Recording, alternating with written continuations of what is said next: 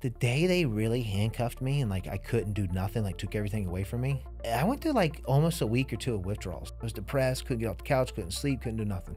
Crazy. Interesting. Really interesting. A lot of people don't realize like juvenile prison is way harder than state prison, feds, adult prison at all. I mean, they have no mom. Mom's a crackhead. Dad's in prison, or the parents are dead. They have nowhere to go. 90% of them are going to go straight to state prison when they're done. I seen way more violence in juvenile than I did in adult prison. My addiction was the lifestyle. Like, it was literally like having a needle in my arm. When you're making that kind of money and you got all the tension, you're getting all the gossip, you're invited to all the parties, it grabs you. Like, it was the money at the beginning, but then the lifestyle was the addiction.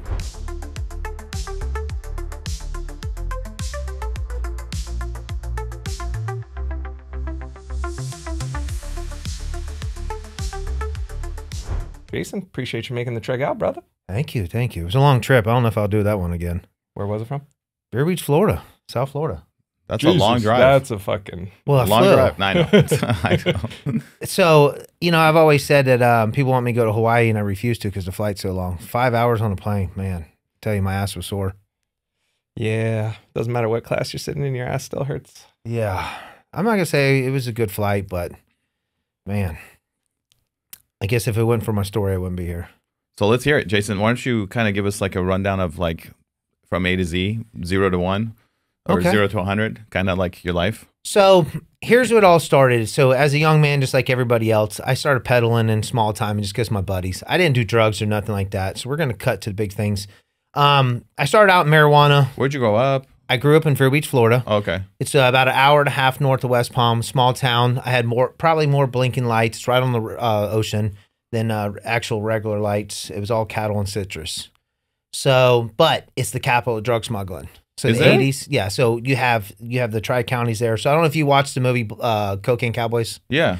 So did you ever see where they fly past Miami up to like Lakeland area, like right north of Okeechobee, and then they drive it back to Miami, or they distribute it out?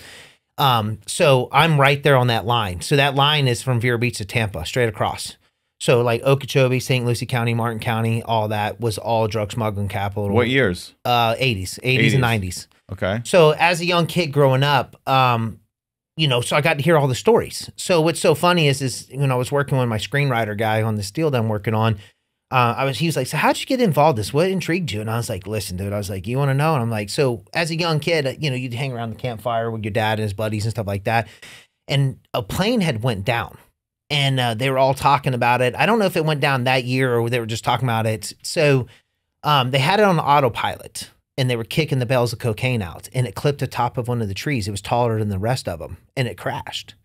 And all the guys, I guess, were mangled pretty bad, and they were like begging for their life, and they didn't want to risk it, so they like threw gasoline on them and burnt the whole plane and everything. And there was a big federal investigation, but nobody ever got hit with it.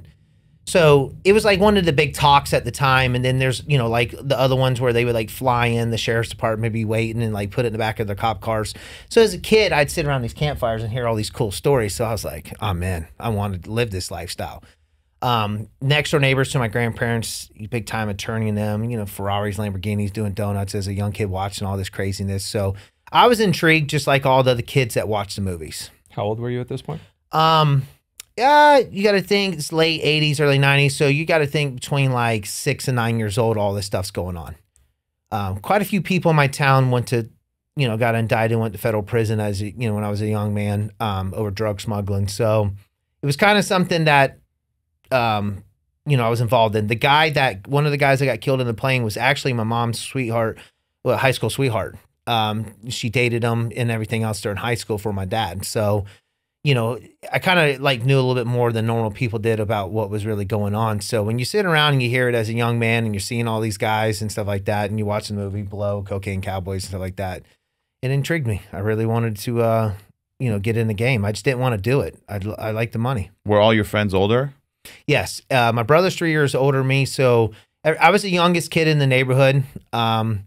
So everybody else started doing drugs. So the one, you know, people ask me all the time, like, why didn't you do drugs? And I'm like, well, I got to see it firsthand. So when everybody's 3-4 years older than you, you're watching the downfall. Before I got to the age of actually like doing it, you're watching everybody else at a young age start the drugs. And then you watch them graduate to the next one. Time I get to the point where, like, you know, the kids my age started getting into it, I've already seen the downfall. So I was just like, why the hell do I want to get a part of that? I'm watching all these kids like, deteriorate, fall down, everything What else. drugs are we talking about back then? So they start off with weed and always went to coke. Coke is the biggest thing back at home. Meth is starting to take over now but cocaine's still huge. It's one of the biggest drugs back at home. I mean, of course, fentanyl is in everything. But weed and coke. And so then you got some of them that graduated the crack a little bit in the 90s. So I'm seeing that at a young age. But nothing like harsh. You didn't really see heroin or meth back then at all. So my thing is I got into selling some pot because my friends started doing it. And then I got tied up in dealing and stolen property because these boys that were buying pot from me and in my, outer circle, not my inner circle, were stealing a bunch of like four-wheelers, dirt bikes, and all kinds of stuff, boat motors, and selling or doing stuff with it. So my guys that I was buying some weed from, they, I'd said something to them and they wanted to purchase it. So I started selling it. Well, somebody got busted and I don't remember the whole story, like who got busted because I was so young and lots happened since then. But I used to say is they all told on me. And the only reason why I got hit with it, because I beat all the deal and stolen property or all the other stuff, is that I got caught with some stolen dirt bike plastics that I purchased, didn't think they would come back and get me to put on my dirt bike. And since they hit me with that, that's what sent me to juvenile prison. And that's where it all started. So from 16 to 18, I graduated in juvenile prison. What'd you learn? High school. Huh? Graduated high school in prison. Yeah, I graduated high school in prison. So I walked in a purple gown in a juvenile prison. Damn. Which is pretty crazy. And then what'd you learn in juvie? I didn't want to go back to prison, but that didn't work out so well. A lot of people don't realize like juvenile prison is way harder than state prison, feds, adult prison at all. Juvenile prison, it's beyond. It's you can ask anybody. They call them state babies, and they literally are out of control. I mean, they have no mom. Mom's a crackhead. Dad's in prison, or the parents are dead. They have nowhere to go. Every one of them, 90% of them are going to go straight to state prison when they're done. They have nobody sending them money. Nobody comes and sees them. I mean, they're out of control. I seen way more violence in juvenile than I did in adult prison. All the times I've been to every prison I've been to. Did you go to federal prison or state? I went to federal prison on the case that I'm going to talk about today. Oh, okay. I went to feds. But when you were juvenile, that's state. That's just state. Yeah. So juvenile is state. There's no such thing as feds in the juvenile. Almost all the juvenile prisons are shut down because of how bad they are. Like literally out of control. Like kids are like killing each other. So what are they doing with kids now? Are they sending them to regular prisons? I have no clue. I think that they're doing that and they got other programs because juvenile prisons are out of control. I've never seen so much violence as I did in juvenile prison. That's insane. Yes. Rapings too. Like you don't see rapings in a state prison or like, in like adult prisons. Like if only rapings you see in there is guys that want it. I mean, you want to taunt that thing, spin around, like they're going to take it, but you got to advertise it. And juvenile, like, no, they're animals. It's out of control. And it's not just one race. It's all of them. So it's not segregated? Not in juvenile. No, they all run together. It's like giant melting pot. It's a giant melt. See, when you get into adults, it's segregated. Like it starts to divide up. Yeah. In juvenile, oh no, hell no. Like it's every man for themselves, or they get into these little cliques together. It feels kind of. I mean, I know you talk about that, but I know I've read that in like federal prison or just state prison in general, you go into your pods. You've got the Mexicans on one side, you have the blacks, you have the whites, and then. But it seems like if you're in a small minority in that prison, in your group, it's much more dangerous, no, than if you're just kind of everyone for themselves in juvie. Yes and no. So in the feds, it's segregated as can be. State is not as segregated in most of the states. Not like Texas, California, state prisons are very segregated. But in the feds, it's across the nation. So when you get there, your people are going to pull you up. They're going to be waiting on you. So literally, you have white rooms, black rooms, and Latinos, and then between those. All the like white rooms are split up in gangs. The blacks the same way. Mexicans are definitely like so. Say you have 20 Mexican rooms, like 3 will be this gang, like this gang, this, yeah. So they divide up because they don't live, whatever, but they'll all be in the same area. So their court sections are all going to be kind of like in blocks. TV room, so you're going to have white TV, Latino, and black. So whoever's the biggest is going to get the most TVs population on the yard. But not necessarily. So I will tell you this. So like, the white race is usually got the least amount of numbers in the feds. But who's got the most? Blacks on the East Coast and then it's the Latinos on the West Coast. So out this way, all the Latino gangs are going to run the prisons. They're going to have the most say. East Coast is mainly the blacks because the Latinos don't run that big of numbers over there like they do on the West Coast. But I will tell you this. Just because you have small numbers don't mean shit. They will tell you the white boys go hard. Like, you know, like the Mexicans love to like stab up, but they use little pokers. Okay. They just want to get you off and they want to have order and control. The blacks are not really into all the craziness. Like they like to fight and do dumb stuff, but the white boys, if you ever hear stories like in the higher ups, like they're coming with the bone crushers, like because guess you know got the lowest numbers, they're going to kill. And I also heard or seen on TV that like if they're going to execute someone, they'll take you, they'll get you to play basketball, so your like heart rate is shooting up, and then they just start stabbing so that you bleed out. I wouldn't say that. I've never heard that. I will tell you maybe this. It's all the Cali stuff that I'm seeing. Yeah, over it's here. probably state prison type stuff. And in the feds, I've only been on one yard where somebody got killed, and they killed him over a cell phone battery. You know, so I'd rather be stabbed than hit with a lock. A lock is 50-50. I don't know if you know that. So you Like hit a with padlock in a sock or padlock in a sock or on a belt. So it's a 50-50 deal that you might get killed. Stabbing, I've seen dudes get stabbed 20 times and literally back on the compound by the end of the day. Like sewed up and come right back. In a lock, they're obviously going for the face. You're going for a head. Like you're always slinging over. So the odds of you getting hit in the head is really high. Like I seen this Chomo dude get hit in the head with a lock. I swear to you, like this dude was just sitting there Chomos are shaking. targets from the minute they walk in. Yeah. But this They're one, just he targets. was a really bad one. So they got his ass really good. And when I tell you, like, this dude was knocked, he was hitting the head so hard that he had like a hard on, dude. He's pulling his pants down, blood's going everywhere, and he's just like twitching. Like, I've never seen a puddle of blood grow so fast out of his head. Damn. And like, dude, I mean, And he lived? yeah, he lived. They got his ass pretty good. You'd be surprised. The human body can take a lot. Like you don't. I hear these stories about like these guys just getting killed from one stabbing or something. I'm thinking like, dude, they got lucky and just hit an artery. Like I'm watching these dudes get. I've seen guys stab wounds everywhere. I have not yet met a guy from New Orleans in the feds that has not been shot. So every dude I ever run into from New Orleans, I'm always like, hey man, you been shot? And they're like, yeah. I'm like, let me see it because I got to confirm it. And it's the craziest thing I've ever seen in my life. Like every dude is from New Orleans has been shot, and they all live. Like their legs are all peeled back from shotguns, bullet holes all over the place. But they Wow. survived. Yeah, it's the damnest thing I've ever seen. Well, we did a quick tangent. Let's go back to the story. So once I came out of Juvenile, I wanted to do everything correct. You know, like do it good. I didn't want to go back to prison, deal with what I deal with in there. It was pretty rough, pretty tough. How many years were you in juvie? I did 18 months. I did 18 months in Juvenile. It was supposed to be, I think, And 6 this was months. because of the stolen motorcycle part. Yeah, so I was only supposed to do 6 months, but I ended up catching 7 battery charges in there. Oh, that's fighting. all. Yeah, just all. Oh. Well, that's small compared to what else is going on. Like, so, Did you hold your own at least? yes and no. Okay. I won some, lost some, but I mean, at the end of the day, I came home and I didn't have no adult charges. It's all juvenile, so it's pretty much a slap on the wrist. They just stack them on you. So I ended up catching 7 battery charges while I was in, and it was never on an inmate. It was all on staff. So every time you get in a fight and they go to split it up, just say they catch an elbow or whatever. So every time they're like, oh, I got hit too, or, you know, whatever, we both get charged for it. So that's how you get all your charges in there. And it's out of control. Like it's stupid. But fighting, you have to fight in there. I didn't have to fight in the feds in all the county jails in Atlanta, all the bad ones I've been in. You don't have to fight. Like if you mind your own business, stay in your own lane, you don't got to worry about nothing. So how do you if your first day in, what are you supposed to do not to get into a fight? Okay, so I did on my TikTok, I always talk about it like, all these things. And people are like, like the last thing you want to do, you hear this thing like, I'm going to find the biggest dude and knock him out. That's a lie.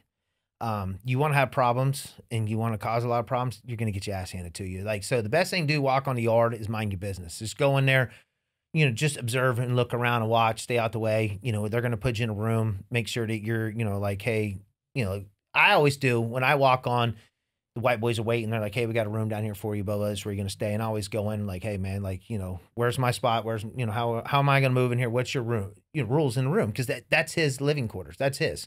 So I'm new to it. So I always ask him like, what's your rules? Like what are we going to agree on? Because I'm not going to agree to all of his rules. Like I want to hear what you want me to do. And then I'm inside the cell or inside the cell. I Yes. see. So when you get put into a cell, you're first walking in, you want to ask the house rules and see if you agree or not. Yes, yeah. So I'm gonna ask the house rules. 90% of them you're gonna have to follow regardless, but there's gonna be some you can negotiate on. Like one time I went to the shoe, and I'm gonna tell you. So one time I went to the shoe, somebody's committed suicide, so they made us sell up. You had to sell up with somebody. Well, I was the only white boy in that shoe at the time, so I'm not really allowed to sell up in another race. So, anyways, I'm allowed to run with a lot of the Mexican gangs. So the whites and the Mexicans usually run together, pretty tough in the feds.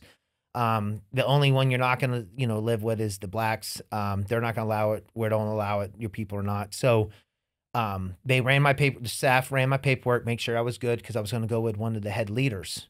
Well, he snored really bad, so they moved me to another one, and he wanted me to sit down to pee. To use to piss. Like, he's like, sit down. I don't want no splashing up on anything like that. I'm like, dude, listen, I'll wipe everything up every time, but I'm not sitting down. Like, and so we got into it over that, and it just didn't work. But, I agreed to everything else, but the sitting down to piss type thing, like I had to sit down and face the wall backwards on the toilet to do it. And I'm like, yeah, I'm not doing that. So it caused a problem. But other than that, it's pretty common sense. People don't ask much from you.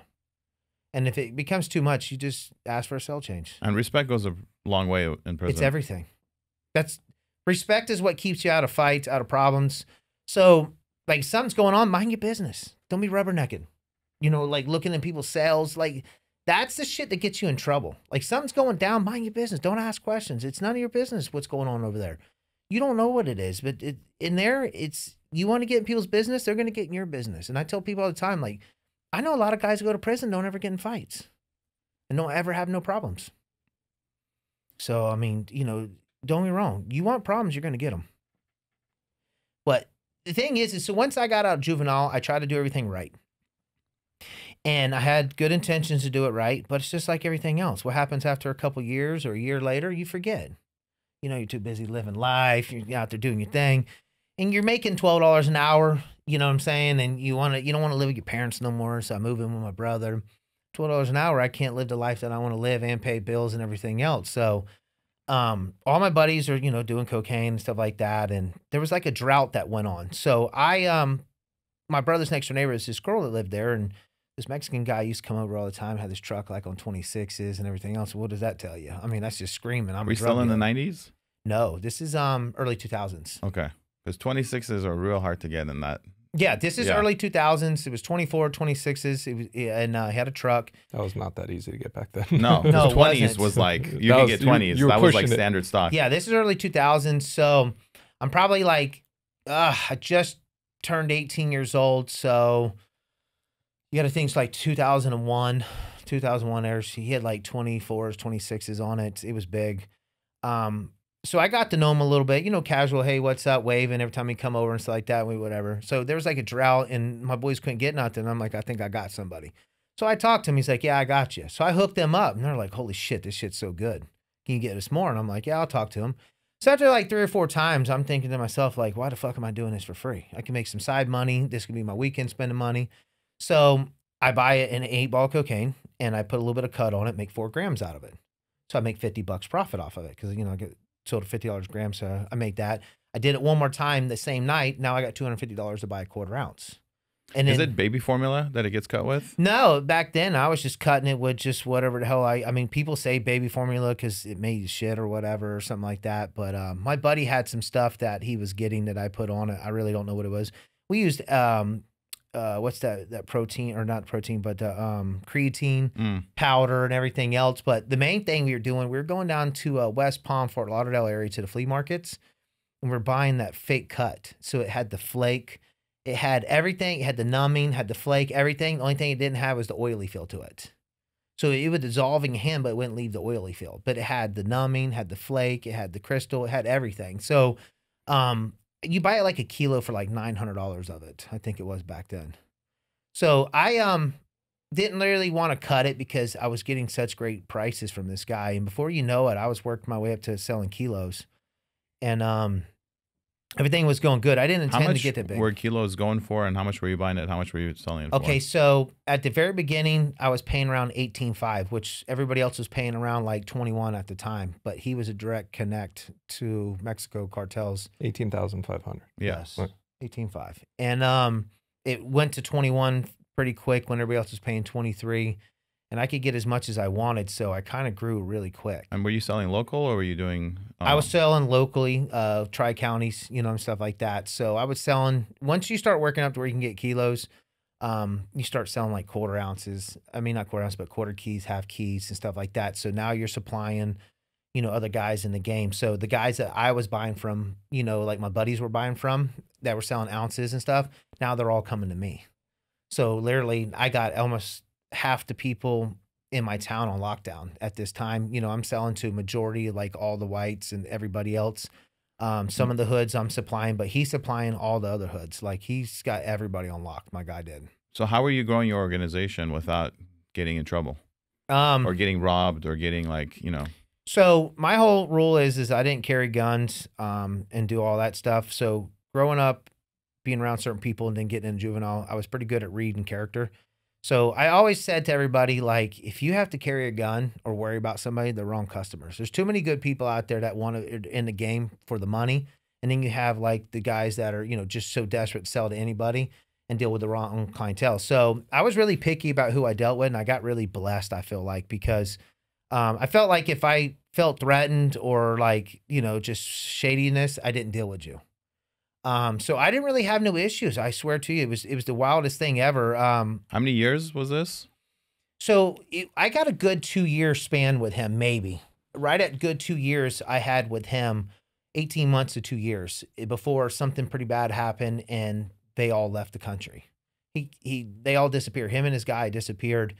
And that's when all my problems kind of like started because, you know, when you go from selling like, you know, 3 to 5 keys a month, and I'm profiting probably around an average, give or take, $5,000 per brick. Because some of them I'd break down, you know, selling smaller stuff, but a lot of them I'm selling in like, you know, ounces, quarter key, half keys.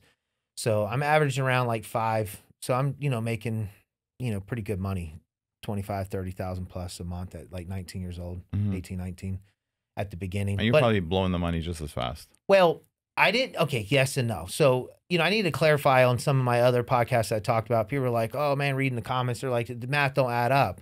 Because I said I didn't spend money. I didn't spend money on like high end stuff. Like I didn't ride around in like, you know, on 26s and brand new vehicles, but I did spend money like strip clubs, going out, wilding out that away. I just didn't have material stuff where, you know, show for it to have attention on me.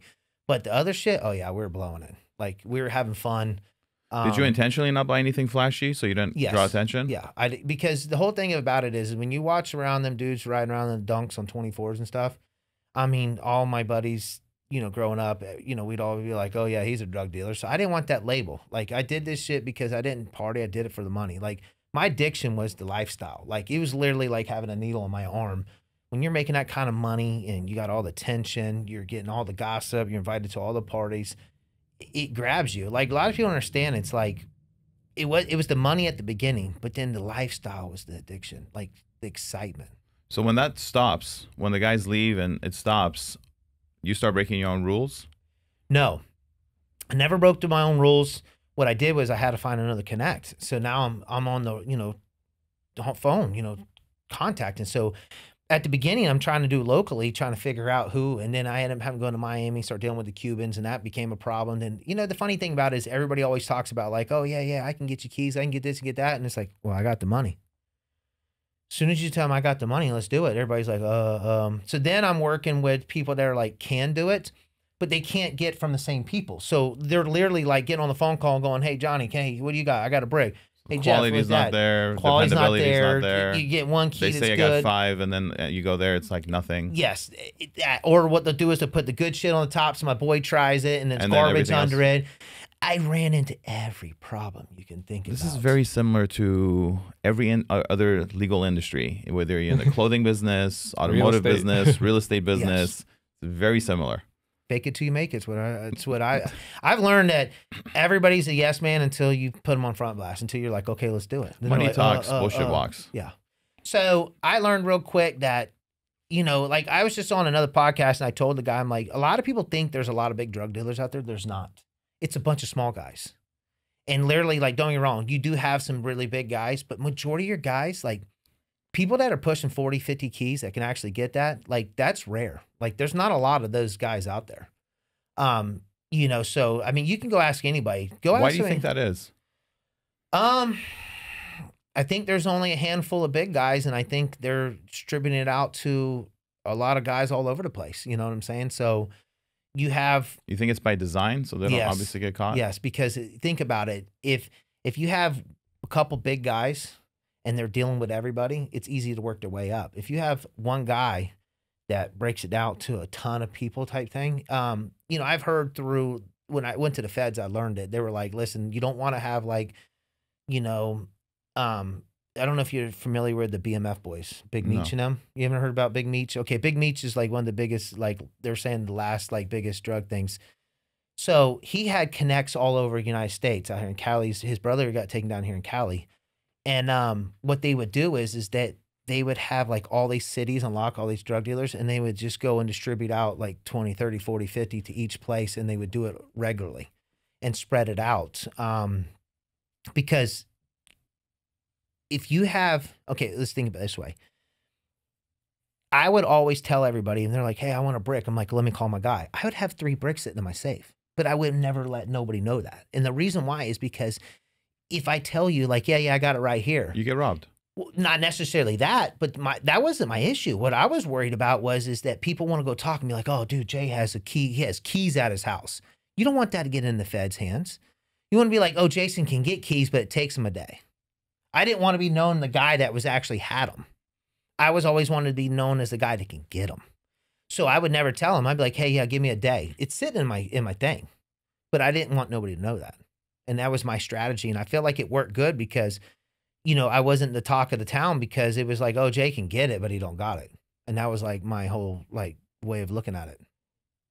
So I'm going to ask you a quick question about something totally different, relevant to today. Trump talks about that the border crisis and all the drugs are pouring in from Mexico with the fentanyl and everything, and building a wall and strengthening both sides of the border with U.S. military on one side, Mexican military on the other side to stop it. I mean, you know it. You know how the guys work. Do you think it's effective? You think it's going to stop them? It's going to slow them down? okay, so I'm going to go ahead and give you the little inside scoop on this. Okay, yes, it's going to slow it down on the Mexican border. They still have their ways to get it in because there's too much corruption with paid off people that work on the border patrol at the actual line. the actual line that allow them to come through. Okay, so I've gone across Laredo smuggling drugs. Like I've tried it every which way you can think about it. And so you successfully made it. I successfully one time, and I would not One do it time again. successful? Yeah, but I only did it one time. Oh, okay. Like it scared the shit out of me. And I'm going to tell you, so like coming through the first check line, coming across Mexico one, it's easy. It's the fucking United States one that nobody tells you about. That's like 30 miles in. Oh, shit. So you have the one on the Mexican one. So it's not like TJ where you hit one and then that's why you have the border. That's why you have the like the valley, the border towns. Yeah. Well, on the other side of the border towns, like coming in, like we went in. You're saying 30 miles into the U.S. There's There's another checkpoints on all the main roads okay. out in the middle of nowhere. There's these big metal buildings like over the fucking like thing, like out of San Antonio going to Laredo. So once you get out of Laredo, there's a checkpoint, a United States one. Like it's serious. Like so. And like they read you and they're like, they're serious. Like, they're all the cowboys with cowboy hats and shit, dude. And you're like, and they're like greasing you and they got like dogs walking around every car. And I'm just like, holy shit, like this is getting real. And they ended up pulling us over about an hour or 45 minutes out of Houston, about getting to Louisiana. And it was like 2 o'clock in the morning and they fucking tore our car to pieces. I had it in the headliner. And luckily they searched everything. They did not pull the headliner down. I don't know why. I don't know if it's just an off day, but they literally tried to rip our cooler apart. They tore the spare tire out and put that little thing on it. They ran that block on all the tire seat. There was a So they assumed you had. Well, the thing is, I mean, you're 2 white boys, you know, younger, rental car. Yeah, plates. You know, like place where you're like, at. Your story doesn't make sense. Yeah, like where'd What do y'all you go to do? Mexico? The party. What for? The party. Like, come on, how many days Yeah. there? 2 days. You know, and it's like you come away from Florida, like most go on cruises or fly. You don't drive. Yeah, you stand out. So, you know, like they do this every day. So I'm just like, I tell them, I'm like, I'll never do that again. They have this down to an art. And this is 2001. Like they have it down to an That's art. before the Technology now, technologies. It's over. This is like right after 9/11, I think it was. So I'm just like, yeah, you can keep that shit. And so break it down. So one of the guys that I contact to get keys was actually doing the same thing. That's how I knew about this. What he was doing is he had a guy there that they would get it across the border and then they would mail it to FedEx and UPS and mail it to Florida because they were like, fuck that driving it. That's like the most ridiculous thing to do is come out. I-10 is dangerous. I-10 and I-20. Cocaine in the mail? Yeah. And it doesn't get like picked up, caught. Well, So this is 20 years ago. Yeah, 20 years ago. You can still do it. Everything you think that can't be done still can be Why done. are they stopping it? Why aren't they Why stopping isn't the it? government not stopping it? Because you can't. There's too much mail, too much anything. It's like prison. They can't stop all the drugs and everything. Cell phones. I got videos of me on cell phones. I got on my social media. Like, I'm letting people know, like, this shit goes down. The reason why is corruption, laziness. Like, a lot of people go to do that job to do what? Just do their job just a little bit, get a paycheck, and go home. They got a life. They got their own problems. They're not, the only way they bust, I'm going to be honest with you, 90% of bust, 90% is all snitches. Say what you want to say. You can ask every law enforcement. They'll tell you, we don't know nothing unless we turn somebody. They don't know how to do cop stuff no more. They don't know how to do investigations. And you know what the other 10%, how do they catch the other 10%? Stupidity. Stupidity. There you go. They stumble across it. It's almost like they trip and fall and like, holy shit, I landed in a pile of fucking cocaine. How did this happen? I heard one one interesting fact.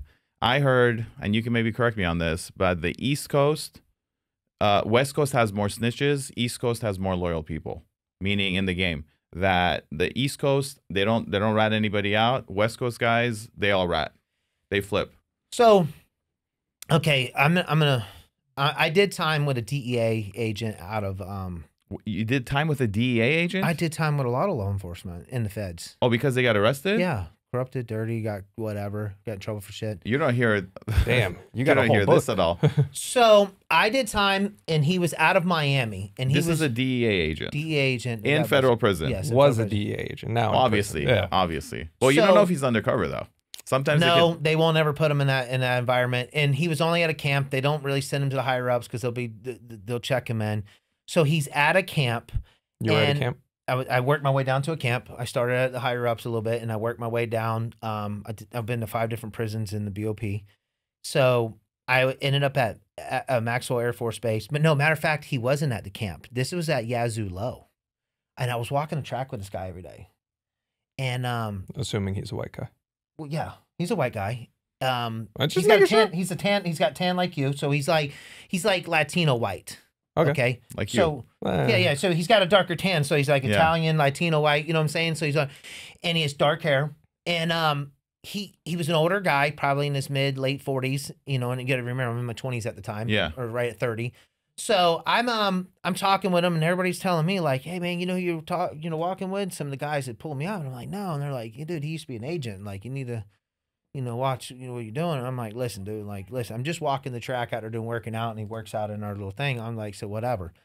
And so I learned, and he told me, he's like, listen, Jason, he says, I'm gonna tell you how this all plays out. He's like, black dudes have different code than anybody else. So they know when they get busted, it's one of those things like they all get in the game. If you ever notice, they go as hard as they can. Will deal with anybody standing on the corner. Like they're just not discreet because they understand the game.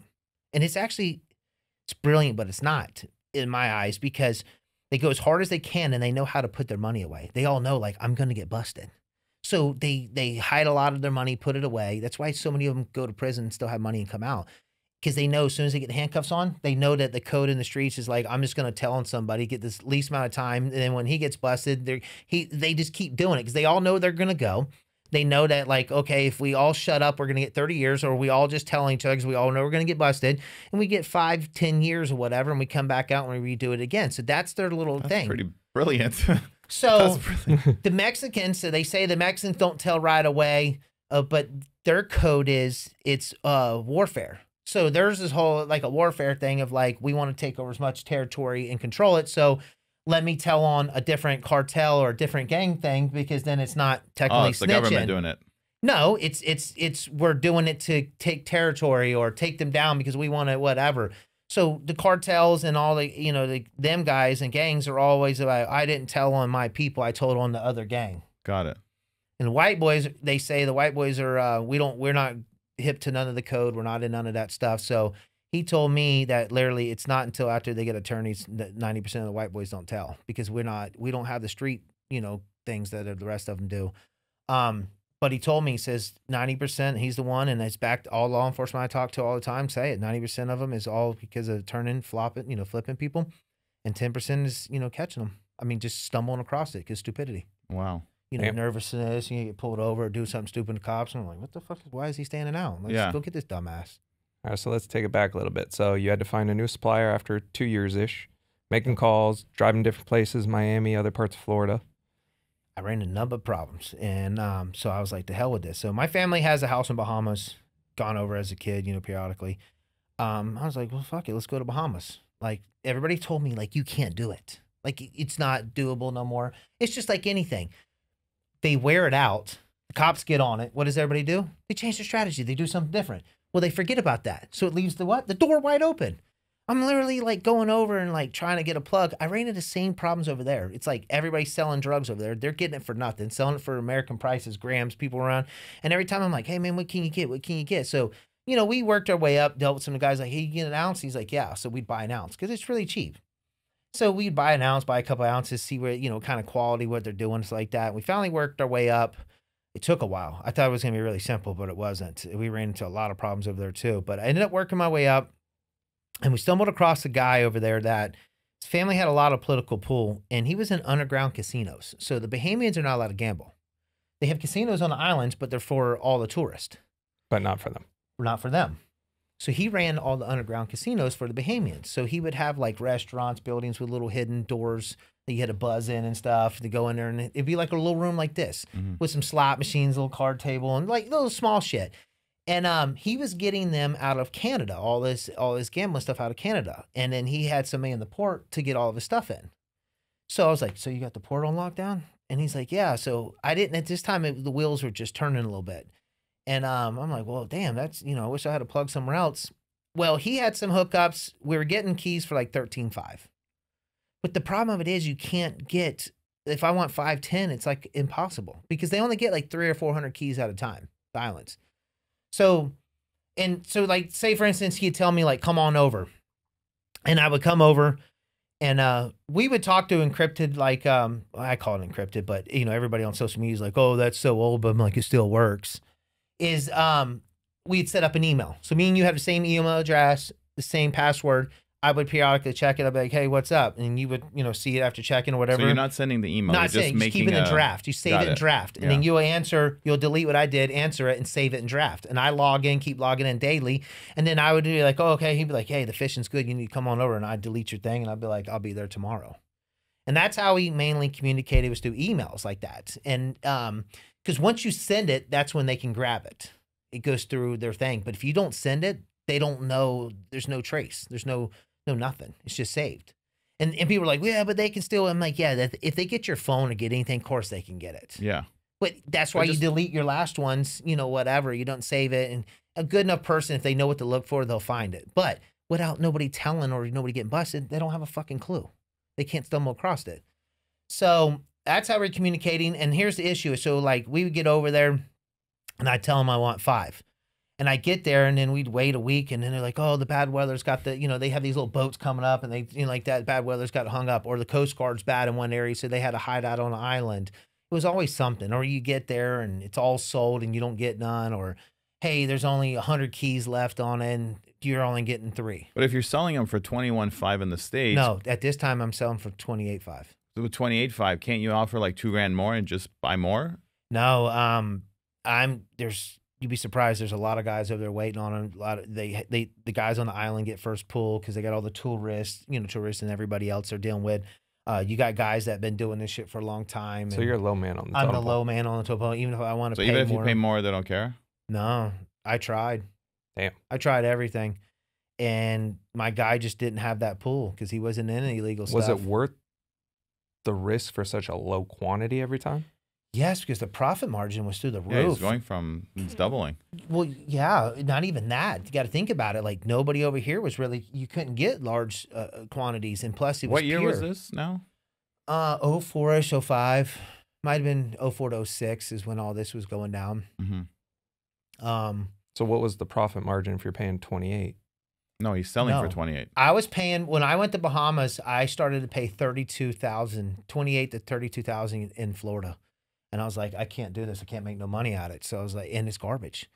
So I'm going to the Bahamas and I'm getting it for $13.5. And I was just having to make a lot of trips to get it, you know, like to get 1, 2, keep going. And you get flagged for taking so many trips, no? I wouldn't check in. Oh, you wouldn't?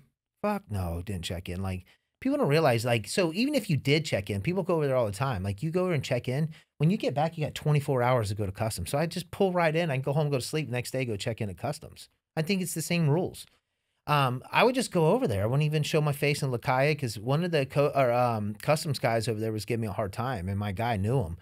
And I came over one time, and time I got to the phone on the island to call him off payphone, he already knew I was there, and I was like, I don't like this. Like, the custom guys are already calling him and letting him know, like, your dude's here. I'm like, yeah, this is no good. So I quit checking in.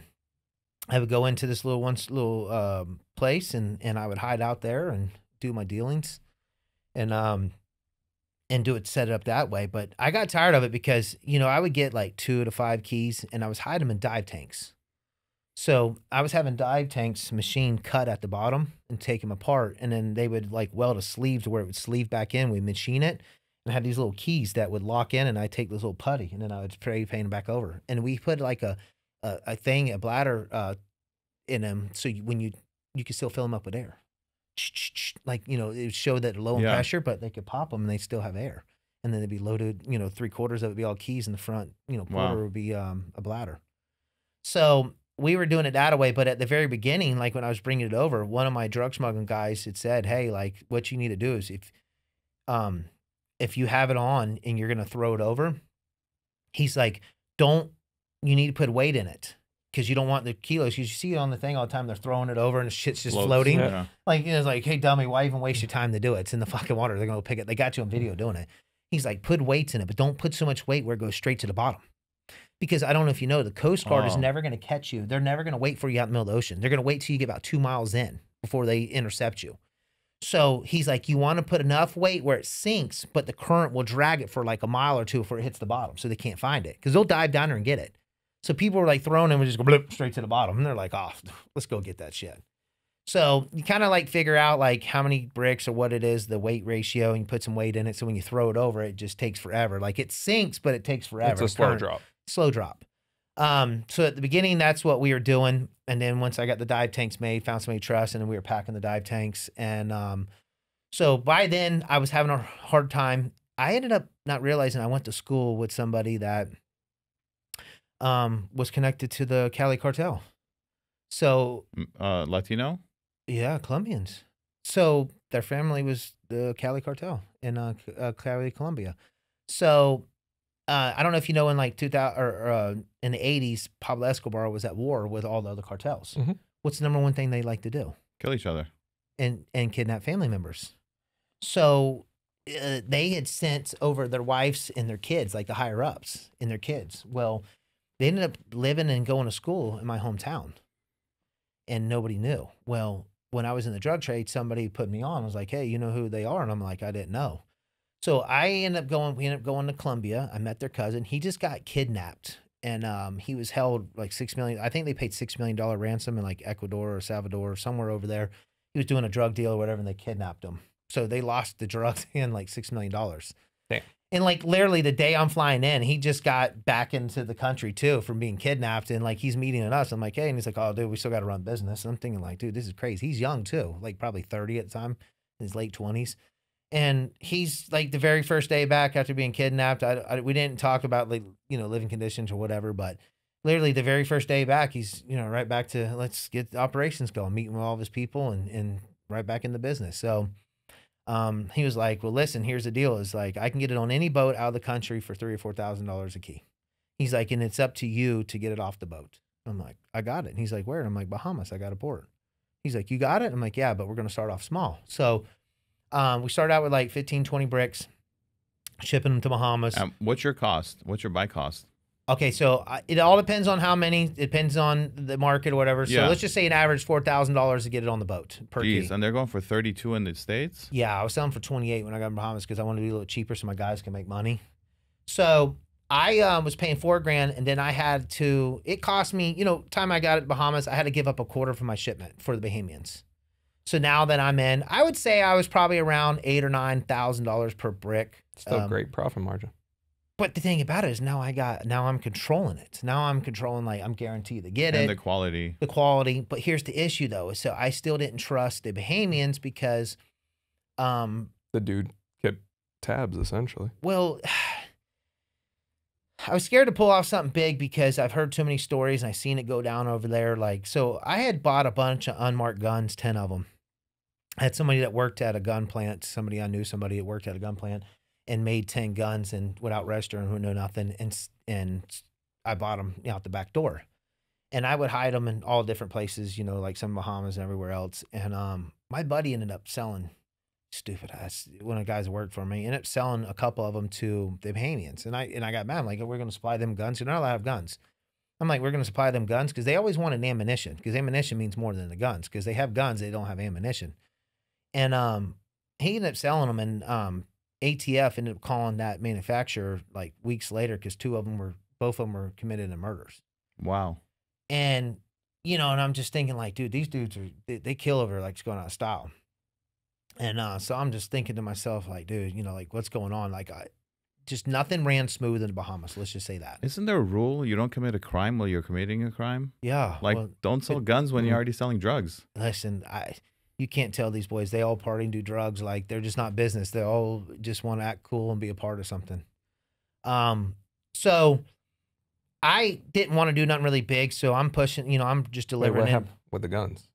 I don't fucking know. Oh, it didn't come back to bite you. No, it never came Okay. back, but bit us, never did. Well, they couldn't. They didn't know who sold them in the thing. They just knew that them guns were made by that company. They just didn't know who bought them. They were sold out the back door.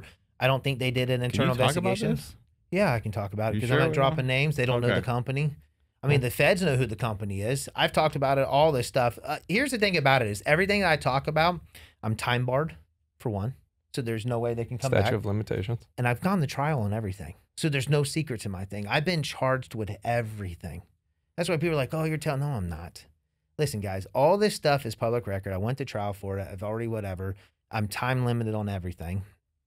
So would you ever consider being an advisor to maybe the government to help in a sense, like on an advisory board, as far as it's like? Funny you say that. They've approached me twice over that. Because you got a lot of valuable information. It's not that you're giving any information; it's They you're don't giving want mindset. They don't want me to give up names. They want me to be an advisor and explain. So they want me to. I know what they want in a way. They want me to oversee the Bahamas. Okay, so let's get back on the Bahamas thing. So, Yep. So you're bringing you were in asking about how the shutting the border thing down. Kind of got off of that. So everything goes back around. So okay, style, music. All the girls are wearing Jinkos and baggy pants now. Style rotates. 90s, yeah, that Yeah. was the thing in the Okay, 90s. Saggy so- pants. Miami was the thing. Then it became the border. Okay, now the border's gonna be shut down. What do you think they're gonna do? It's gonna go back to the Bahamas. Bahamas is gonna be popping again. Florida's gonna be booming. Okay, so I don't know if y'all heard about it. So they just busted. So now that they've shut down almost all the fentanyl labs in Mexico. I don't know if you heard that. Nope. No. It's decreased so much. It's not even funny because I Okay. follow this stuff. Now they started up labs in Africa, and they're gonna get it to Europe, and then they're gonna ship it across from Europe because all the stuff that comes from Europe doesn't get checked like it does everywhere But else. now it is because of the tariffs. Because I'm getting clothes, like my bags are torn open just to make sure the clothes that they're saying that is paying but the the tariffs. tariffs are gonna go away. I know that. It's a So negotiating the drugs, tactic. so now they're going to have it coming across. So they just busted a whole shipping container of like $250 million worth of cocaine coming from Europe. And they're like, what do you mean? Like, so now the drug cartels are making this big loop around. fucking big old circle. So now it's costing a little bit more and the price is going to go up. But it's they're still interesting. getting It the used to drugs go in. from U.S. to Europe. Now it's coming from Europe to U.S. They just busted a huge shipping container of it, and it's all coming in through Africa now. One question. Where in Africa? Because there's a lot. The East Coast, like Somalia, or not Somalia, but right where the hook is, the bend is where all Like money comes in. Nigeria? Yeah, yep, Okay. all through that area. Got it. That's interesting stuff. As far as the cartels, why are they putting fentanyl when they can just make better quality product and not kill people so that there's not a spotlight on them? Why do they have to like put fentanyl? Because so many people are dying from fentanyl. And if you just don't do that, you don't get the spotlight on you and you can be business You as want the usual. answer? Yeah. because it's addictive. And But so is Coke. So is no, everything it's else. not. Not Coke as is much. No, Coke is not. So like what we're gonna get in my story about the opiates. So you got to realize, so opiates, fentanyl is a synthetic opiate, right or wrong? Mhm. Okay, so it's so hard to get all your heroin and your opiate from where? Poppy seeds. Poppy seeds, halfway across the country. So I have Afghanistan. to smuggle it. I have to go over there and purchase it, smuggle it over here.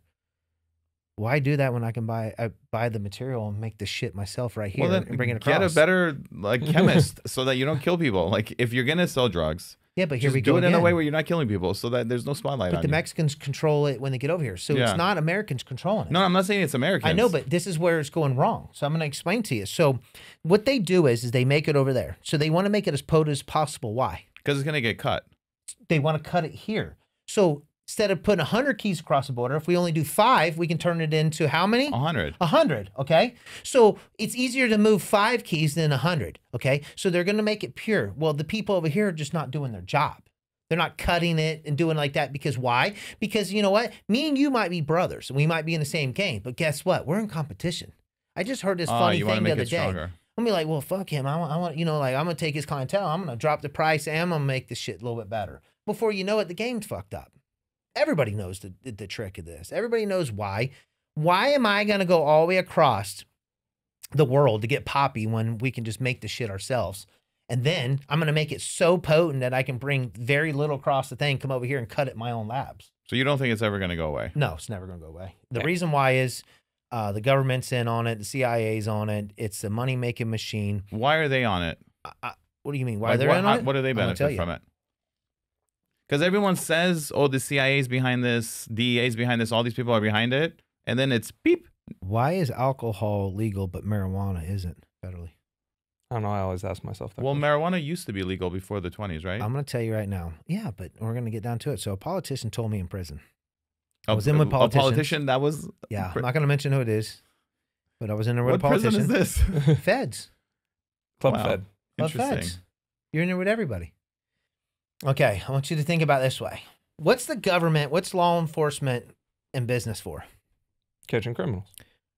I heard from the CIA, a CIA officer that we interviewed, that the main goal of the federal government is to protect the GDP of the federal government, to make sure Yes. that the consumer Yes. confidence in the U.S. doesn't get affected, and that They don't want to shrink. They don't wanna want it grow. to shrink under any circumstance. Okay, so I want to explain something to you, and you're never going to hear He's this got from too big nobody of a else. smirk. This is going to be good. Okay, what do you do when you get a few beers in you? I don't know. I don't drink. I don't drink either. Fuck, y'all are worthless. I don't drink either, but listen, I'm going to explain to you. So all my buddies, as soon as they get a beer or two in them, what's the first thing they want to do? Yeah. They want to smoke a cigarette. Well, I don't smoke either. So Yeah. My So I got a lot of buddies that don't smoke cigarettes, but they get a beer in them, they want to smoke. What's the next thing they want to do when they get drinking? They want to I'm do some assuming cocaine. a line of coke. They want to do a line of cocaine. Next thing they do, let's go drive around. DUIs. What's the next thing you want to do? Strip Oh, club. I get drunk. I'm going to start fighting. I'm fucking fighting. So I tell everybody, you know why I don't drink? Both of them start with an F. We're fucking or fighting. And I ain't fucking either one of y'all, so we're going to end up fighting when I get too drunk. So, okay, so now we got DUIs. We got fighting. We got cocaine involved. So you want to, we got domestic violence. Where does it end? Where does it end with alcohol? Alcohol Prison. is the gateway. Prison or death. Okay, so alcohol is the gateway. Name one weed smoker when he gets a joint in him that he's going to go down the road and he's going to find somebody to beat up. Now he's gonna find a He's Christmas. Or going to go he's down gonna- the road, but he's going 5 miles an He's gonna go hour. to Christmas and like Eve. about to fall But asleep. you get where I'm coming Yeah. from? So is he going to go fight people? No. Does he want to do a line of cocaine? No, he No. wants to eat food. He wants to eat food. And you know what? 9 times out of 10, they do what? Stay on their couch. They don't even want to drive. Yep. Yeah. Okay, so where are they going to make any revenue off of marijuana? Please tell me where they're going to make it. No. It brings Well, I'll say it. You got revenue on marijuana.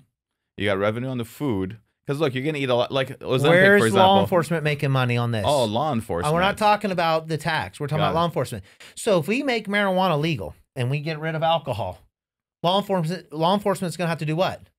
Shrink. Downsize.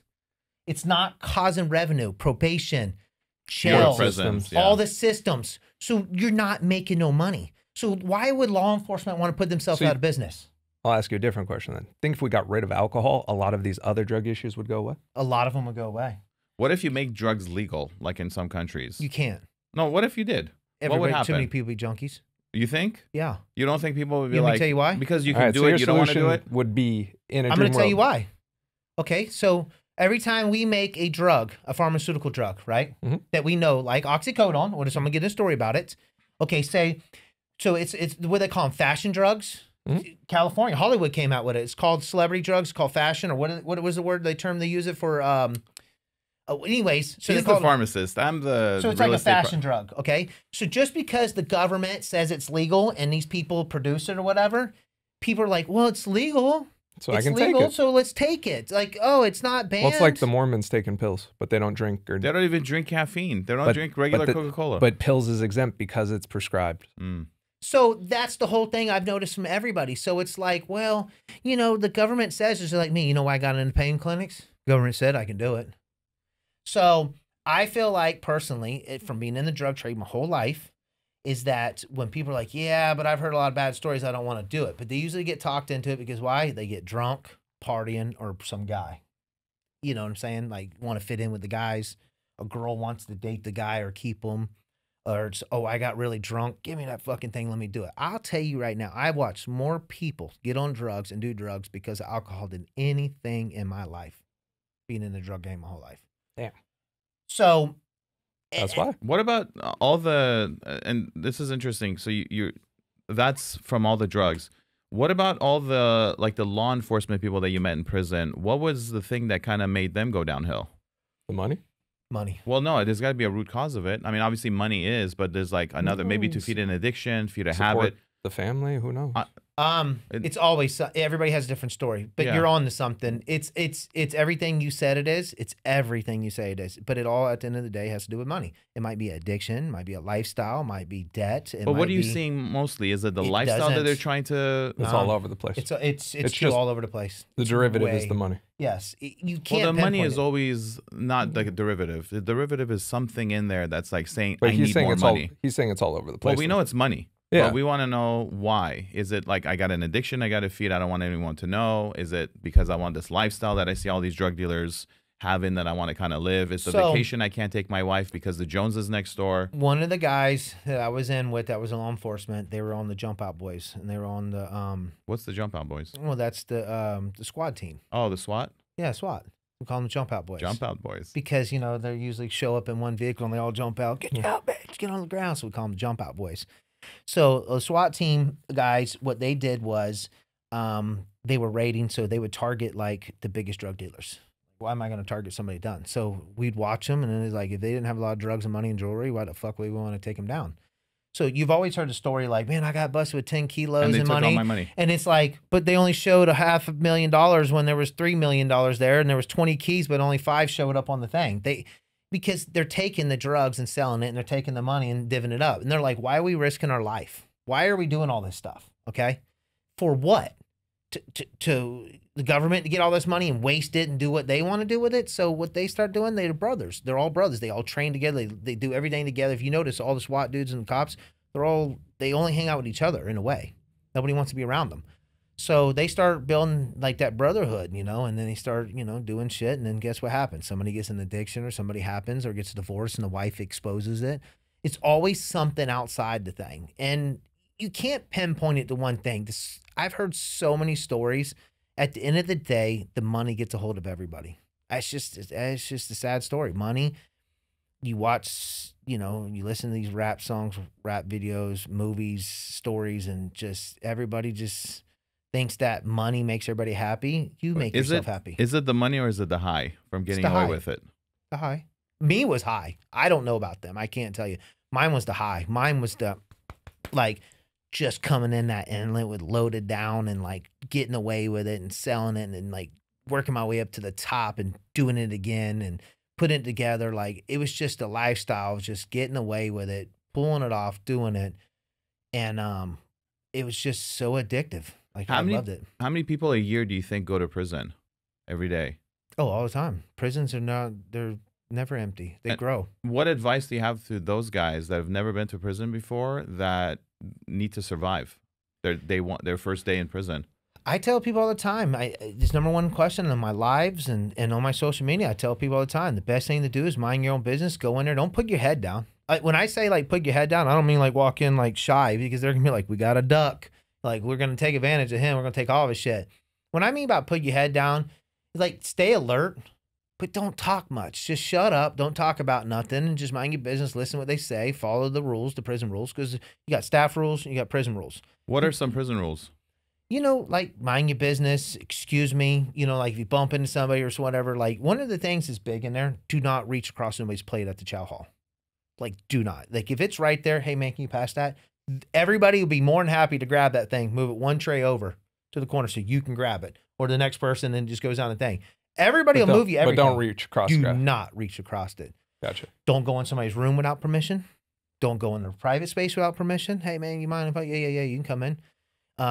Don't be rubbernecking in people's things. Don't, like, when you go to the bathroom, wash your hands afterwards every time. Make sure you do that. You sit on that toilet. Boy, you better do that courtesy flush. Like, you dropping, you flushing.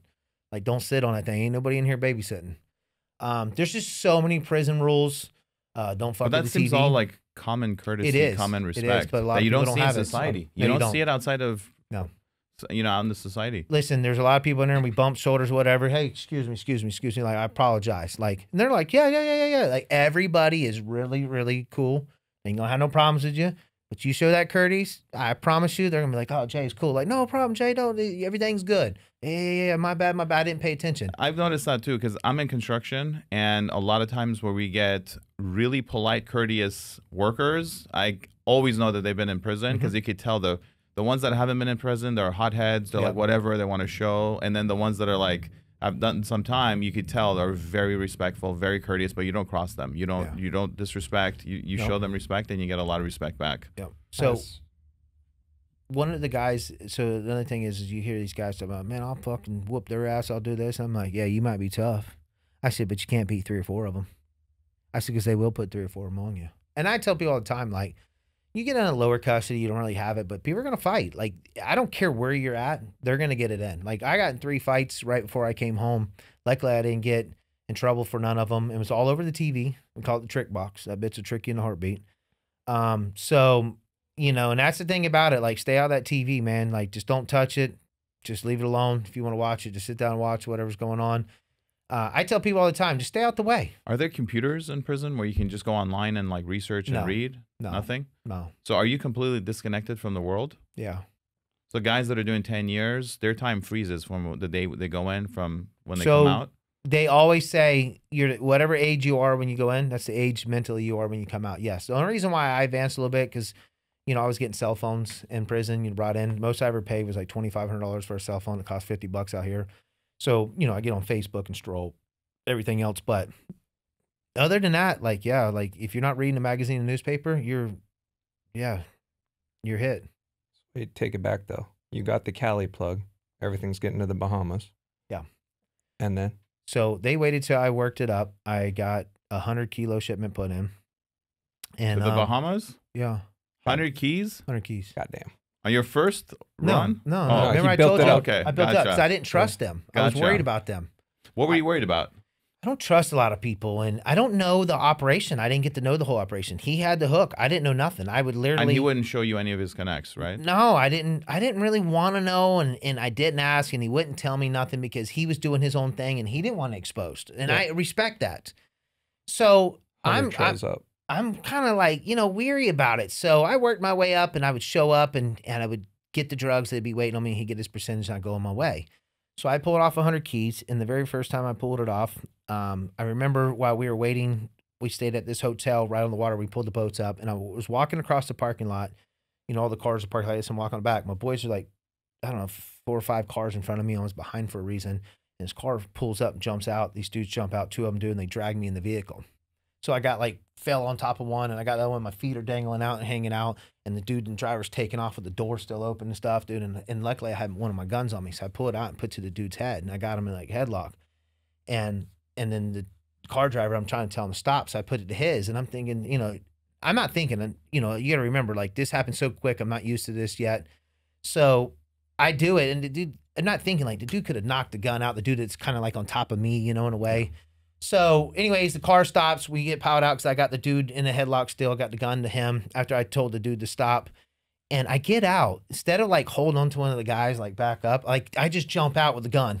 And they're all three of them like looking at me. Like driver's like got his hand on top of the arms on top of the car, like looking at me, and the other dude's there, and the other one's out.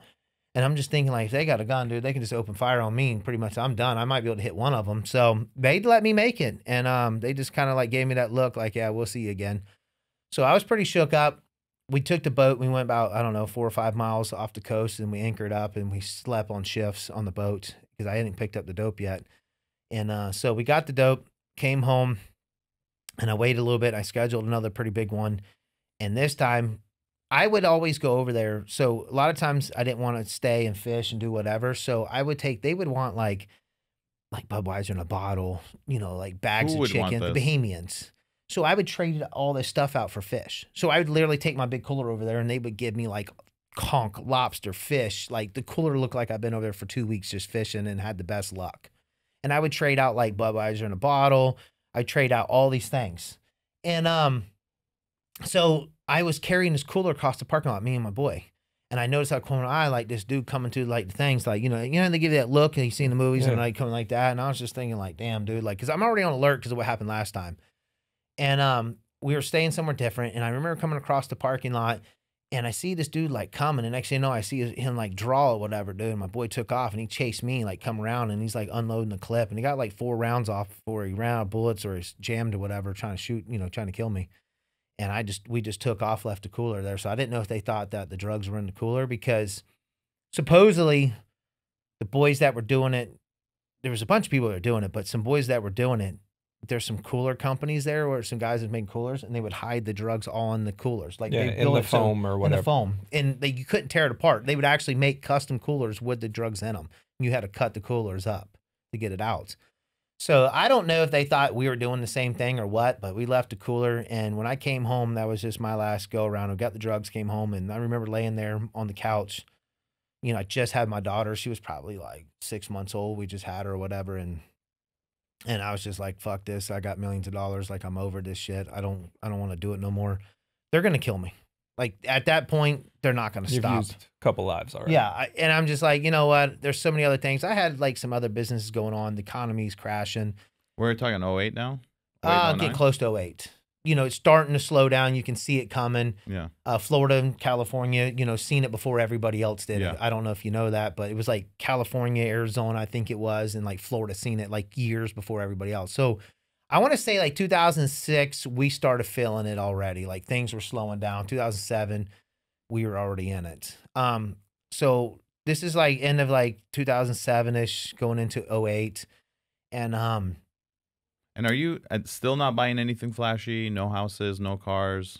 I was laundering money. I had some businesses, but no, you know, at How the were time, you laundering your money? So, I was laundering. So I started out doing it small. So I learned to do it through like buying like boats, cars, Cash? buying them cash, and then I turn right around and sell them for a check. I didn't want to make no money. So I would like find a good deal on a boat, a car or something, and I'd buy it, you know, give them cash, you know, $5,000 to $10,000, something small, and I'd turn around and sell it. And sometimes I'd lose money, but I didn't care. I just wanted that check. So once I got like $50,000, you know, in the bank through checks and stuff like that, and I did it for other things. I had more money on laundry doing it that way, but and then I start like, you know, the best thing I tell people all the time, like pool business, lawn businesses are great too, because What businesses? Pool and lawn Like business. pool cleaning and lawn? Yes. And the reason why is because the equipment is cheap and you can pay cash for it. And then you can buy accounts. So you can go to like lawn companies, pool companies, and be like, hey, do you want to sell any of your bag counts or anything like that? And you can buy their accounts cash. You know, people want cash. So you can start these businesses up. Then like say, for instance, it costs you $1,000 a week in like, you know, fuel, whatever. For legitimate businesses, are Yes. they still good too to buy pool and landscaping? Yeah, they're still legit. I mean, you No, run I mean, them, right? as a legit, if someone's like wanting to buy a business, that does make good money Yeah, or no? for the amount of money and effort to put in, yes, Okay. they are. You But know, also for laundry money is good too. well, everything's good for laundry money.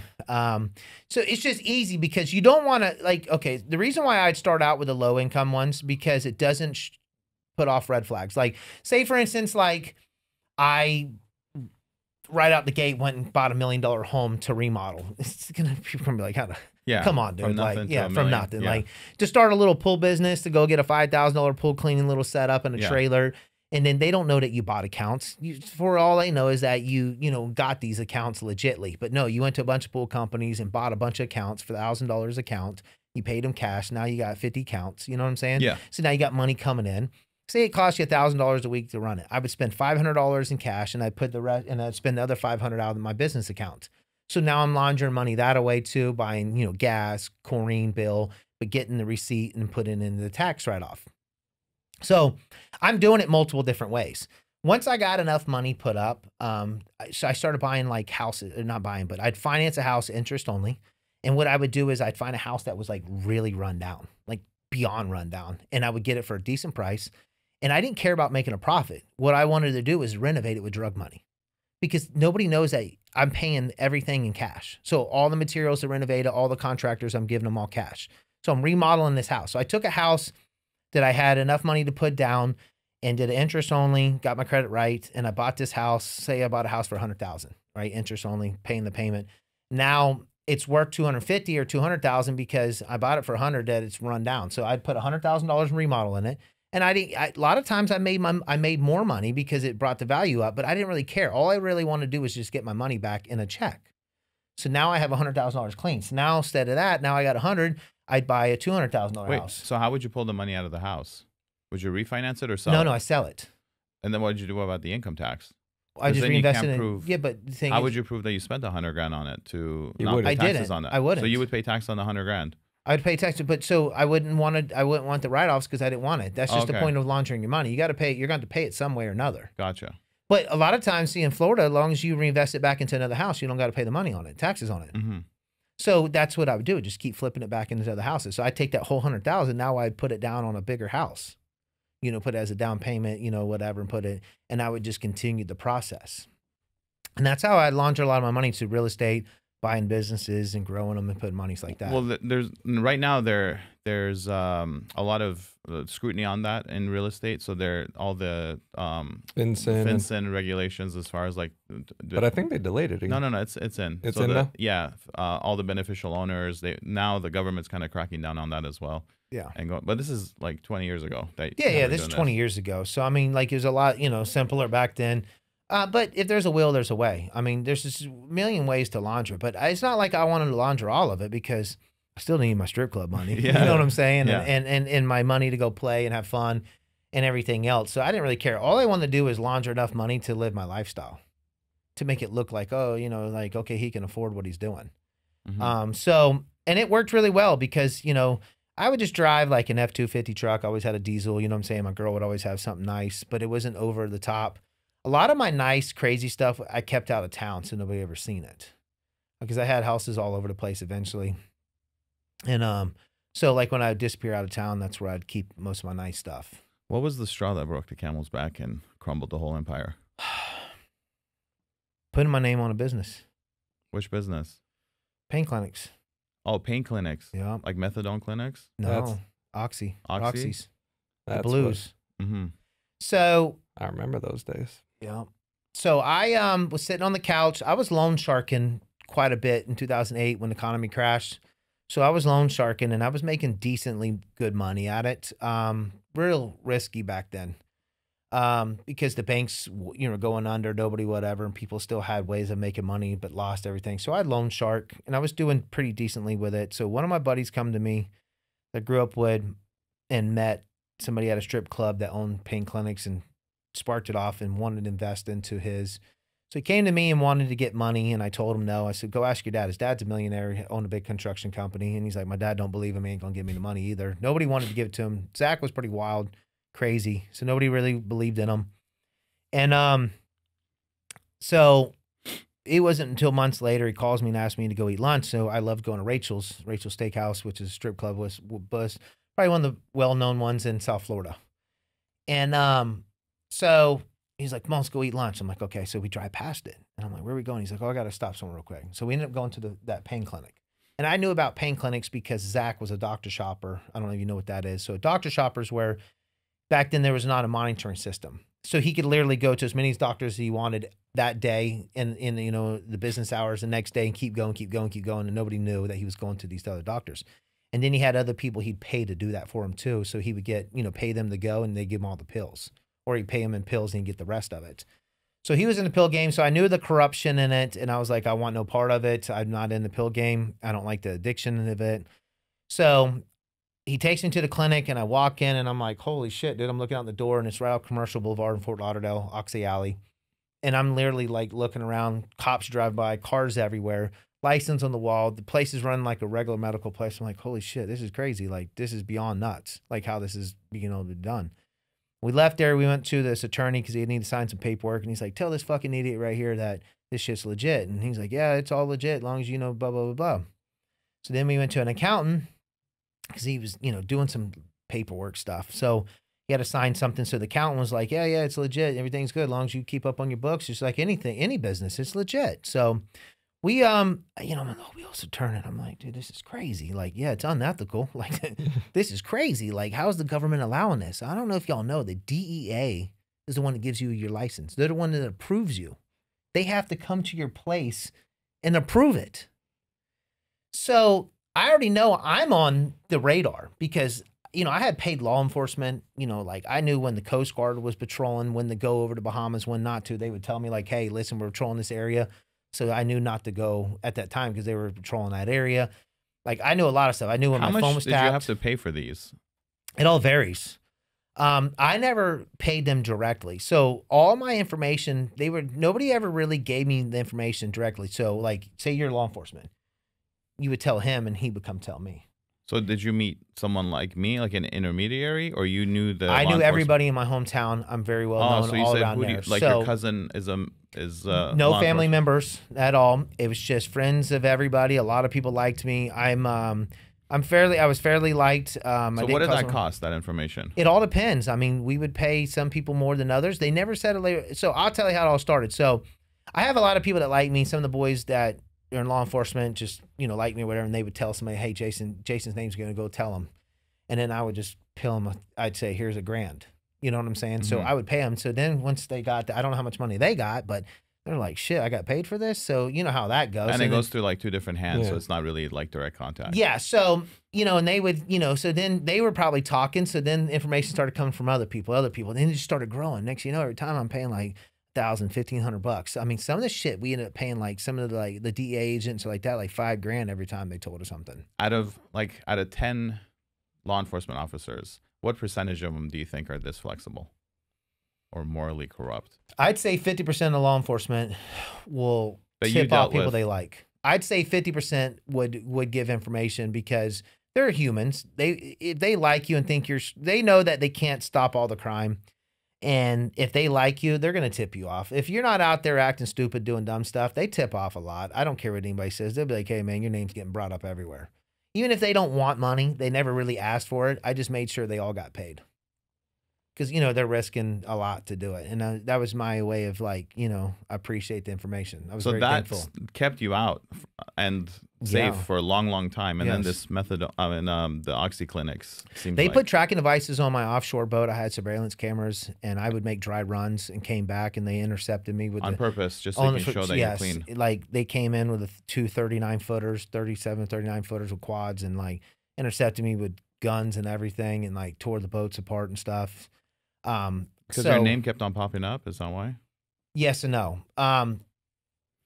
When you start doing pretty big things and you got an offshore, so my offshore boat that everybody knew I had wasn't the one I ran drugs with. I had another one hidden somewhere else, and I never came in our inlet, the Bahamas. It was always a different one, and I would always sneak off for a couple of days and go make a run and come back.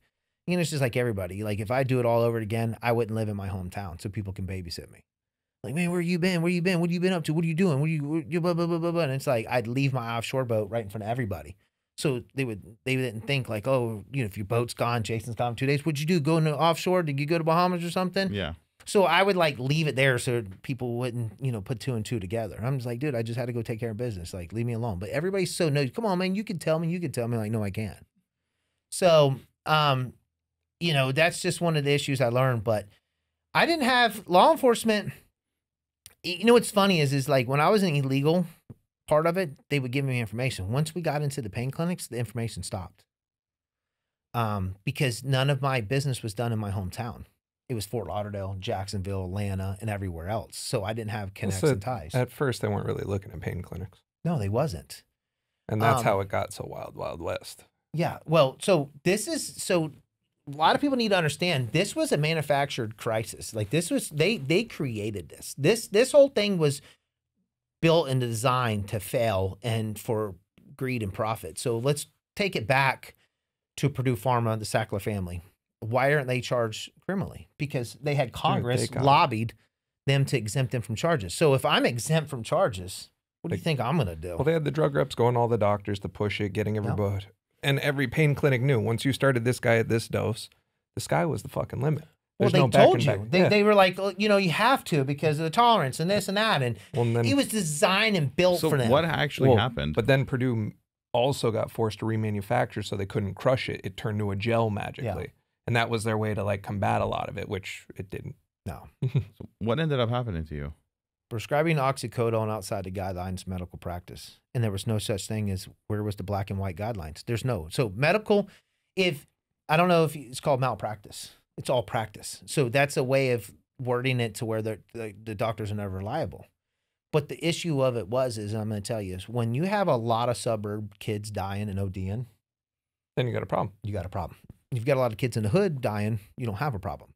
But once it starts affecting, so pills, a senator's kid or a police officer's kid. That's the problem. It started hitting all these suburbs, like where parents had money, influence, power. Like when you start targeting that, and that's why I said it's called a fashion drug. Pills. So these kids are like, oh, it's not cocaine, it's not heroin, like it's legit. Like you can get a like doctor, a Xanny bar or whatever, and they're just popping them, not realizing like they're just as bad. It's a synthetic opiate. It just doesn't have the name heroin. That's all. So how much were you making from the clinics? Well, in our prime, we were making $4 million a month. And how much were you making in the drug game? It varied because, you know, you make a bunch of dry runs. You might not get it this month, might not get it none. It just varies. I mean, I'm just trying to get a comparison between like the legal the pill game was way more consistent. Cocaine you can make a lot more, but the pill game was way more consistent. So the pill game. And then how many years did you do the clinic? 2 years. Oh, just 2 years. Yeah, 2 years. So 8 million is. Oh no, way more than that. No. I mean, my last year we were going to make in between, you know, all the things we had going on. Just me alone was going to make $9 to $12 million. Wow. Yeah, I was averaging $800,000 a month. Was averaging. So what was the final straw that broke the clinic? So at the very beginning, you had the George brothers, American Pain. There's a documentary on all our stories. I opted out of it. It's called American Pain. And where is it showing?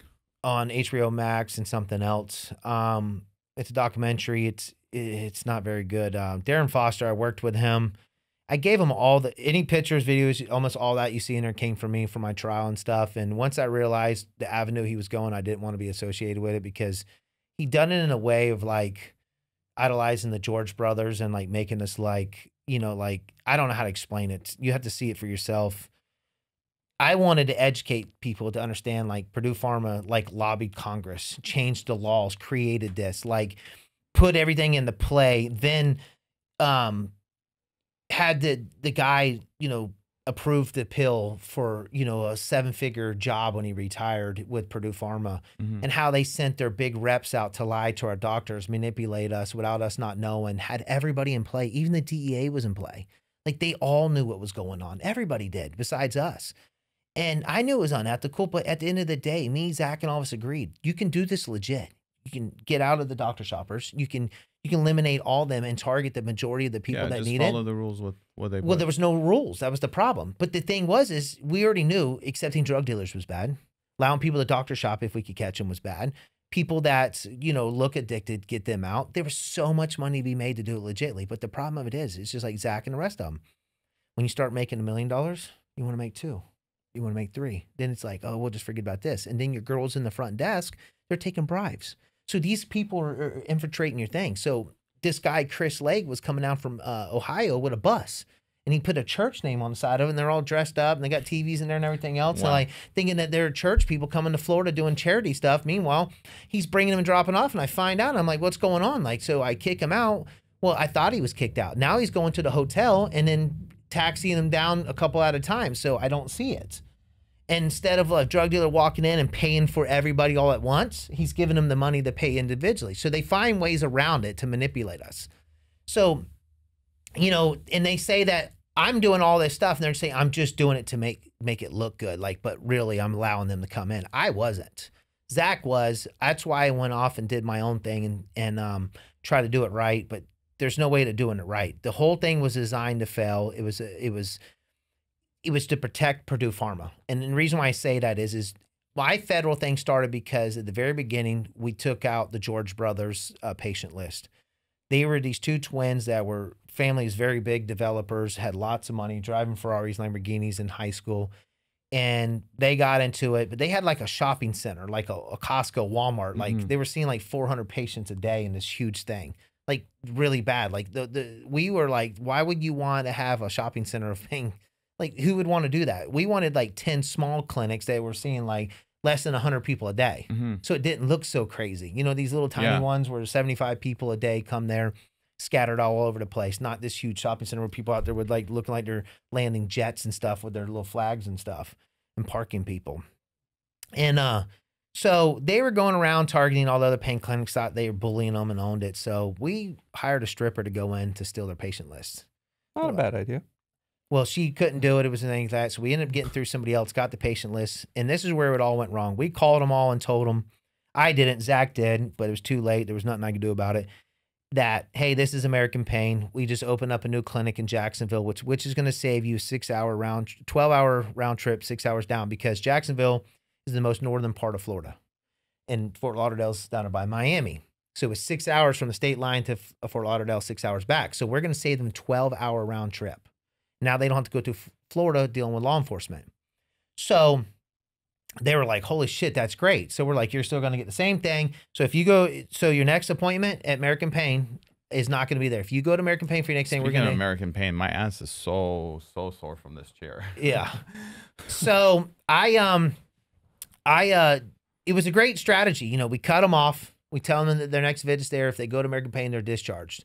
And everything else. So they're like, holy shit, we love this ideal, blah, blah, blah. So the very next day when we opened and everybody's there, nobody showed up down there, out-of-state patients. We wanted to target out-of-state patients because you can charge them more money. It's totally legal. You're allowed to. You're allowed to go to any state you want, get cancer treatment, heart transplant, surgery. You can do whatever you want. So a lot of them are coming to Florida because our laws are a lot more relaxed down there. So we were able to write, you know, more prescriptions and do everything else. And the money is made in-house dispensaries. I don't know if you know that. You don't make money on writing scripts. No, it's the pharmacy that's making it. It's the pharmacy that's making the money. Let's just be But legit. most pharmacies back then didn't want to touch it because they knew the DEA was coming. Yeah, so I was in prison with a lot of like pharmacists, like a husband and wife that had their own practice for, you know, their own little pharmacy, mom and pop one for 20 years. And literally would get scripts, they'd call and verify it, like, okay, da-da-da. And they went to prison longer than I did. Yeah. How long did you go? I got 15 years in federal prison. I did 8 years. I got out on the COVID and on house arrest, and then I got a clemency from the president. Ooh, which one? Okay, so I got a year off and home on Trump because he did the First Step Act. So I got a year off, and then when COVID hit, if you were a nonviolent first-time offender as an adult and you had over 50% of your time done in clean conduct, you got to go on home confinement. So I was on house arrest. And then when Hunter Biden got in all that trouble out here and took that, and then he gave him a pardon. So he cut all of us loose that was doing good on that home confinement. We all got pardoned or clemencies. So I'm going to send Hunter Biden once I get his address to crack pipe with my name on top. Thank you So what's the business now? What are you in? What are you doing now? Right now I can't really start. A lot of knowledge. I do. Yeah, and so that for consulting, I can see like great value there. I'm working on that a little bit. I got people. I just had somebody hit me up this morning. I have people hit me up all the time on consulting, wanting to know how the Fed system, because I've gone to trial multiple times. I understand how they work, how they move, what they do. You know, they indicted me twice. I took them to trial in Florida. Feds? The Feds. I beat them, which is unheard of. That's legendary in prison over it. Yeah. It's 98%. Yeah. They take a plea deal and only, I think, 0.2 of 2% win in trial. So it's like 99.8. It's a very odds are definitely stacked against you. Yeah. So I had 7 people cooperate against me, and I was found not guilty. And the jury. What were the charges? Drug conspiracy and money laundering. For the the clinic? Yeah, for the clinics. So all your troubles was the clinic. All my troubles clinics. They were never able to build a case on the drug smuggling.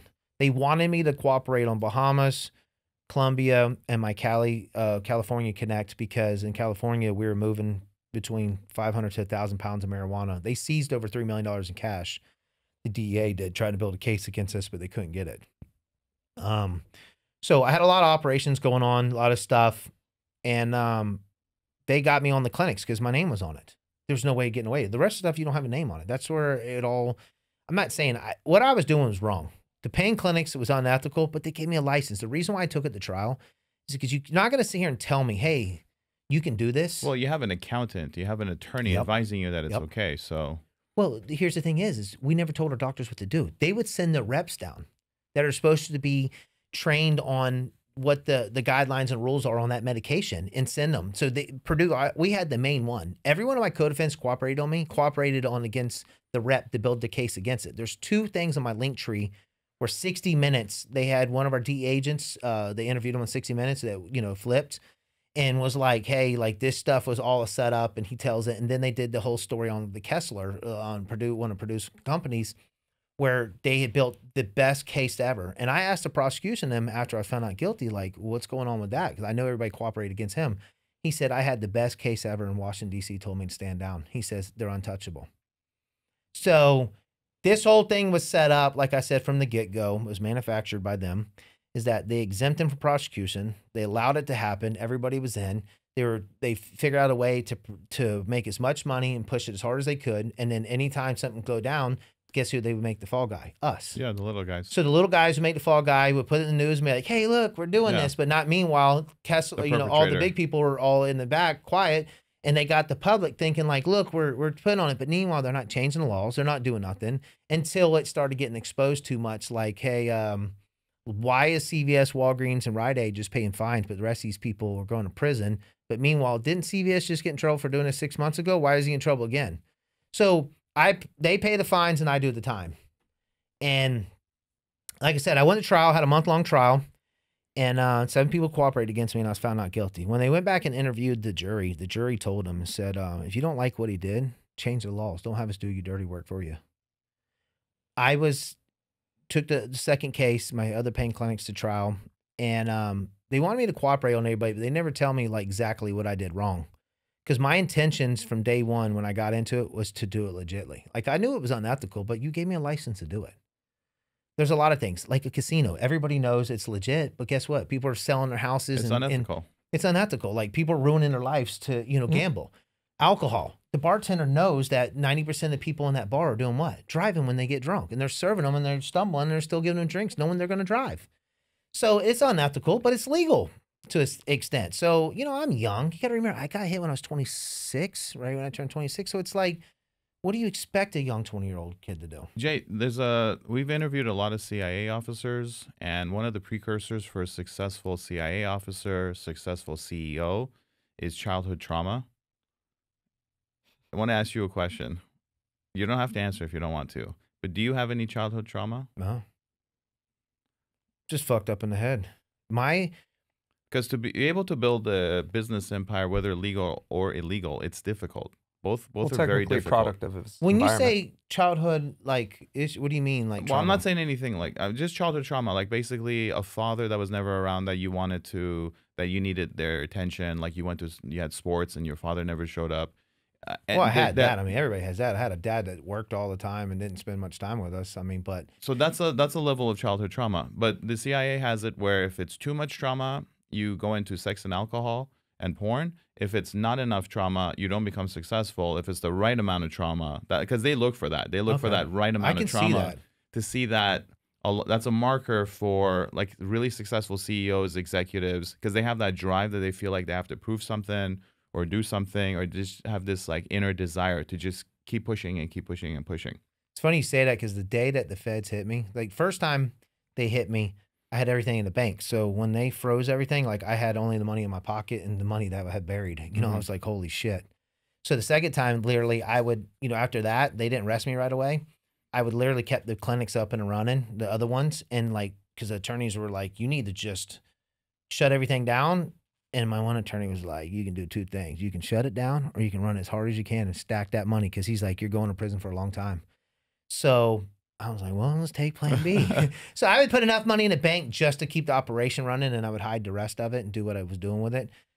But the day they really handcuffed me and like I couldn't do nothing, like took everything away from me, I went through like almost a week or two of withdrawals. Like I didn't get off the couch. I laid there and was just like, I was a junkie going through withdrawals because if I made $1 a day, it was like I was fine. But if I couldn't make one, it was like I went through withdrawals. I was depressed, couldn't get off the couch, couldn't sleep, couldn't do nothing. Crazy. Interesting. Really interesting. I was like a junkie success. Everything I do, it's like. Well, there's a deal junkies out there. I'm a deal junkie in real estate. Like if I'm not closing deals, if I'm not doing something, I just go crazy. I don't care about the money anymore.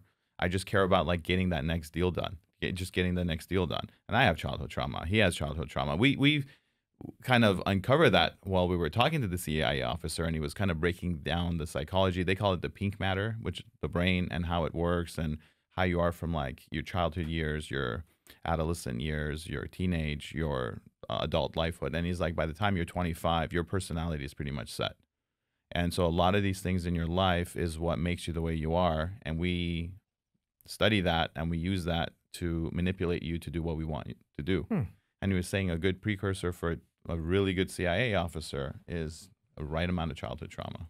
Yeah, so a lot of people think like, cash is king, you can have cash. No, you can't. This is back then, you can't. So we would like show up to the bank with all this money every day, having a legit business with account with them and everything else. And we'd come in and they'd like freak out, have this money in the bag, and they'd shut it down and like put us in the back room and count it and take forever. And they were just like freaking out. And I'm thinking like, nobody else does this. And they're like, no. So after a couple of weeks, they're like, hey, can you come in? And like, we don't want to do business with you no more. And we're like, what do you mean? They're like, yeah, we don't want nothing to do with this. So even if you run a legitimate business today, you can't go to like Not Chase. cash. No, Chase is, they don't No, want cash. no cash. I'm just saying electronic. Electronic is fine as long as No. it's sourced and traced. As long as it's with a credit No, card. no, like I'm yours saying like for that. you, can you walk into Chase No. and open? No. No. Once you're banned, I'm you're done. banned. I'm banned. So what do you do now? Credit union? I do credit unions and Chime. What the fuck is Chime? Chime, the app, the green card you see on TV all the time says Chime. Nope. No idea It's what you're all talking about. online banking. It's everything. There's no branches nowhere, no nothing. Nope. I feel like we need to do a part 2 because I've got like a million questions that I want to ask you now because have of all even your more. experience. Yeah. So I'd love to have you back for a part 2. Let's work on it tomorrow. Yeah, we'll do that and then take it from there. Thank you for coming. Okay. Appreciate We'll see you soon. Okay.